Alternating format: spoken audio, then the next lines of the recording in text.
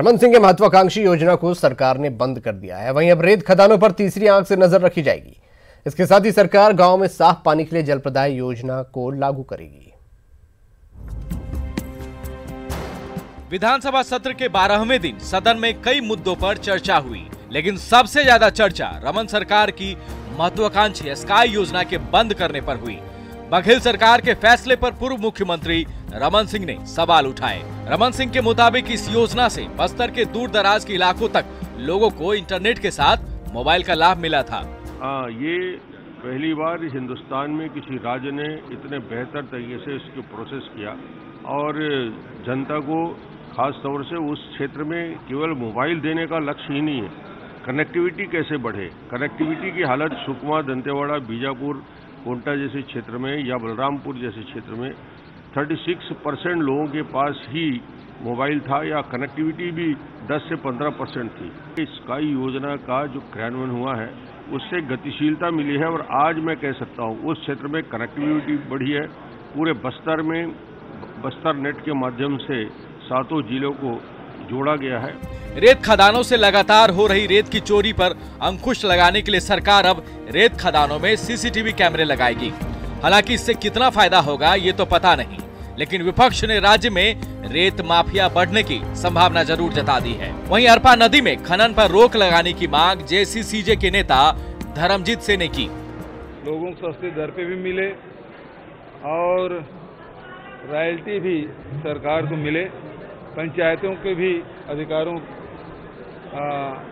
को सुरक्षित रखें, उससे जो होने वाले जो लाभ है वो भी मिले। इसलिए प्रत्येक खदान में सीसी कैमरा लगाया जाएगा। जो टेंडर प्रक्रिया है, फिर उसके रेट के निर्धारण और उसकी कनेक्टिविटी को जो उद्देश्य टावर खड़ा करने और मोबाइल और उसमें निजी ऐप का उपयोग किया गया है, निजी व्यक्ति के, चाहे नमो ऐप है। मुख्यमंत्री जी जो घोषणा की है, लेकिन ऐसा लगता है कि दूसरे दिन आप समाचार पत्रों में आप लोगों ने देखा कि 1500 रुपए रेट में वृद्धि हुई है और आने वाले समय में इसमें और माफियाओं के हाथ में जाने की संभावना है। मैंने ये कहा है कि अरपा की स्थिति बहुत दयनीय है, वहाँ रेत है ही नहीं और अगर फिर से रेत खनन का काम शुरू किया जाएगा तो पूरी अरपा नदी उजाड़ हो जाएगी और वो उसको जमीन दिखने लगा है। तो उन्होंने कहा कि मेरी चिंता बहुत जायज है और वो इस पर ध्यान देंगे और कम से कम रेत घाट खोले जाएं, इसके लिए वो आदेश करेंगे। सदन में आज मंत्री रुद्र गुरु के विभागीय अनुदान पर भी चर्चा हुई। पीएचईडी विभाग हर गांव में साफ पानी के लिए सोलर पंप के जरिए पानी लोगों तक पहुंचाएगी। वहीं सुपेबेड़ा में जल प्रदाय के लिए 1 करोड़ रुपए का आवंटन किया गया है।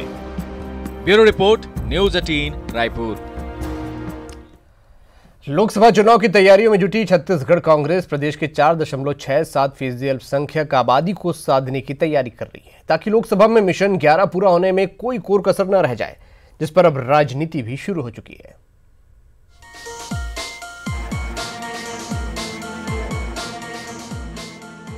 विधानसभा चुनाव में बम्पर जीत हासिल करने वाली कांग्रेस के सामने अब लोकसभा में बड़ी जीत दर्ज करना चुनौती है। पार्टी लोकसभा में बड़ी जीत के लिए एक वर्ग, एक धर्म और एक वोट के गुना गणित में जुट गई। साल 2011 के जनगणना के मुताबिक छत्तीसगढ़ में अल्पसंख्यकों मुस्लिमों की आबादी 2.1%, ईसाइयों की संख्या 1.92%, सिख आबादी 0.27%, बौद्ध की आबादी 0.27% और जैनियों की आबादी प्रदेश में 0.2% है।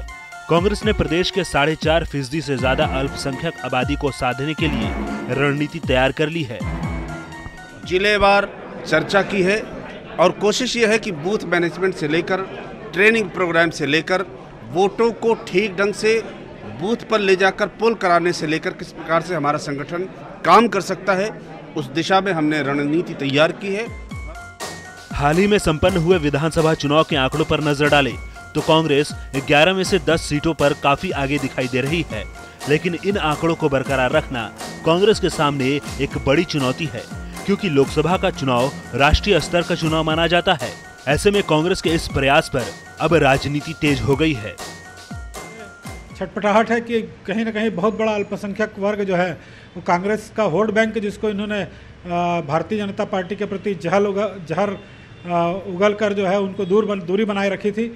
ऐसे समय में कांग्रेस की ये जो अल्पसंख्यकों को साधने की सक्रियता है वो केवल वोट बैंक के लिए है, उनके हितों के लिए नहीं है। भारतीय जनता पार्टी ने अल्पसंख्यकों को, दलितों को, पिछड़ों को और किसानों को हथियार के रूप में इस्तेमाल किया है। कमज़ोर वर्ग को दबाने की कोशिश की है और समाज को पोलराइज करने का प्रयास किया है।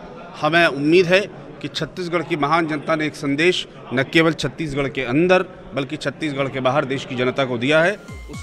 छत्तीसगढ़ में अल्पसंख्यकों की संख्या भले ही 5% से कम हो, मगर कांग्रेस 1% वोट के अंतर को खूब समझती है, क्योंकि साल 2013 में कांग्रेस सरकार बनाने से महज 0.79% वोट से चूक गई थी। बहरहाल देखना होगा कि कांग्रेस की अल्पसंख्यकों को साधने की यह रणनीति कितनी कारगर होती है। अवधेश मिश्रा, न्यूज़ 18 छत्तीसगढ़।